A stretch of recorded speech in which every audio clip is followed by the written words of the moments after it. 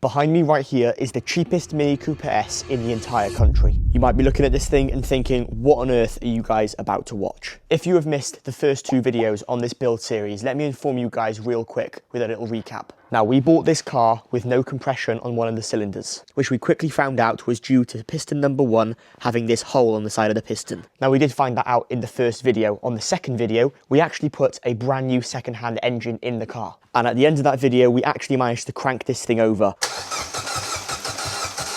But we haven't actually seen if this actually starts. So the question still remains, this engine that we've put in the car, yes, it cranks over, but does it actually run, or have we been completely scammed? That is exactly what we're going to figure out in today's video. We've got to get all of these auxiliary hoses on, the intercooler and everything, so that we can actually run this thing properly, because right now there's no coolant. I'm pretty sure you guys are going to enjoy this video today, so stick around and let's see if we can actually get this thing running by the end of the video. Oh, and if you guys are new around here, then please consider subscribing. It's completely free and it helps the channel out loads. Currently, we're just sweeping up a few of the coolant leaks and oil leaks because we had to flush the coolant, which obviously involves draining the bleed nipple. Yeah, you're funny, Ben. You're real funny.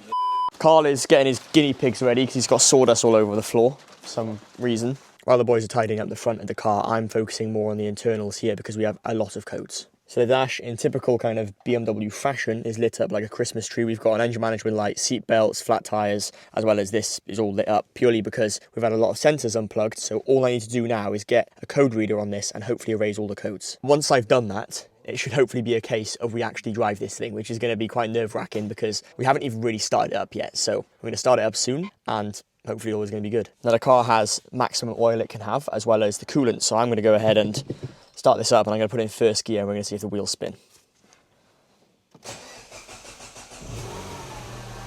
Look at the idle on this. We're sitting lovely at like 1k RPM.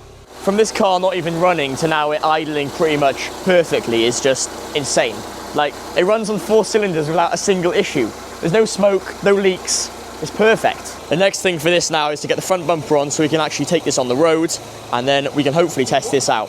An engine for £100 and it runs. Now, one of the worst things about these Mini times BMW cars are the batteries. If the battery gets too low in these type of cars, they throw all sorts of errors. You get errors which don't even make sense purely because the battery is low. So my first job is to actually get some juice in this battery because if the battery is low, it's going to throw up a load of faults. And off camera, because we've been starting this thing, then turning it off, then starting it, this battery has dropped its voltage by quite a bit. And now typically because of that, it throws a load of codes which aren't even real issues. It's just because the battery is low. Carl's with me now. We're going to make another start on the car. I'm going to hop in and sort some of the coding situation out, sort out some of these codes. We've got sensors which are from the old head. So we have an oil pressure light we need to sort out, which if you saw the last video, I thought it was to do with the oil filter. I don't know whether that helped to fix it, but we need to actually fix this because low oil pressure is bad news. We're at the point where it's time to erase the codes. Now, hopefully these codes aren't going to come back. So let's see what codes are currently stored on the engine. So we have 8 stored codes currently on the ECU. So I'm going to flick through these and we'll see exactly which ones are here. Misfire, misfire, misfire, misfire. So a lot of these could be from the old engine if you didn't watch episode 1 where it was misfiring on quite a few cylinders. We've got a boost sensor and a camshaft sensor. So hopefully if we erase these now, I'm really hoping none of these come back. Right, let's go down to erase codes and let's see if any of these come back. Ignition is on. Hopefully this engine light actually goes out. Talk into vehicle. Come on. No fault codes. Right, it's time. Start the engine. Let's see what fault codes come back. So hopefully the engine management light goes off the dash when we start it. All right, 3, 2, 1. No way. Engine light's out. Okay, well. It's gone off. Yeah, hopefully it'll stay out. This is good news. I'm going to recheck the codes. We're going to go down onto read codes now and no fault codes. No lights. Fault codes. It's just lights now. That's, give her a few revs. Revs up now. That sounds a bit better than before. This thing revs up well. I don't know if you can hear that music. That's proper creepy. If I was a kid getting ice cream, I wouldn't come outside if I heard that sound because that's well creepy. Now, from the 2 previous videos, I had countless comments of people asking me why I didn't just rebore and put new pistons and piston rings in the old engine. I'm going to take you over to it right now, and I want to show you guys the scale of how badly the bore is damaged. Now, behind me right here is the old engine. This is the one that drove home an hour and a half on 3 cylinders. I want to show you guys how badly this bore is damaged. Now, the issue was on cylinder number 1, the cylinder closest to the timing chain area, and I've managed to lower it down for you guys to fully see, but the scraping on this cylinder wall is awful. Now, I hope you guys can see that, and you obviously can't feel it in person like I can, but the bore there is really, really bad. So I hope that clears up any misconception about why we didn't just take these pistons out, rebore the cylinder walls, and then chuck new pistons in. If we were to rebore it, we'd have to take so much out of the bore to fix that imperfection, then it would just get really complicated with getting oversized pistons, making it all work out. Putting another engine in was simply the cheapest and easiest option, and it was the quickest turnaround that we could do. Luckily, the engine that we put in this car wasn't too far away. The £100 engine runs, and it runs surprisingly well. Yeah, it does. £100. I know. We went £50 each on this engine, and it runs like a dream. Like, you wouldn't believe that this thing actually works, but it does. Well, I never thought this day would come. Carl's driving it because he can insure it cheaper than me. We're driving the Mini after countless hours and what seems to you guys is only 2 episodes.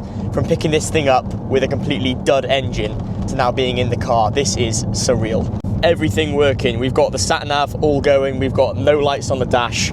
Carl is absolutely It's like a go-kart. loving it. When these cars work, like everybody said, they handle like go-karts, and everybody is telling the truth. So this thing is literally like its maiden voyage after everything we've done for it. The £100 engine that we bought drives, and it drives really well. It's really sweet as well. It's got plenty of power. The turbo's good. Handling is excellent.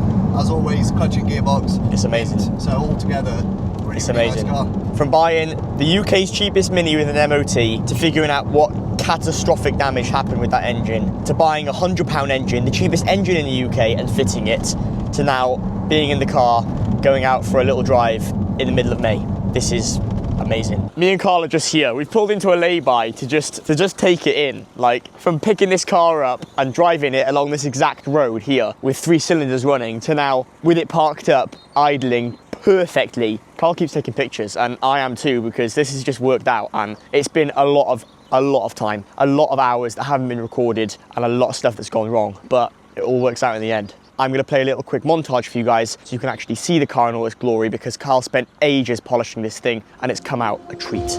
I don't wanna just get by in life before we die.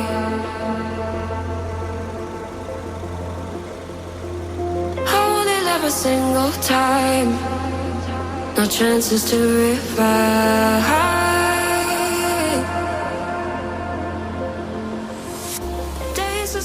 Sometimes. The sun's setting, so we're going to get out, enjoy this car more, but I'm amazed. We bought the UK's cheapest Mini Cooper S with an MOT, and now we bought the cheapest Mini Cooper S engine, and now it's running. Carl, give her a few revs.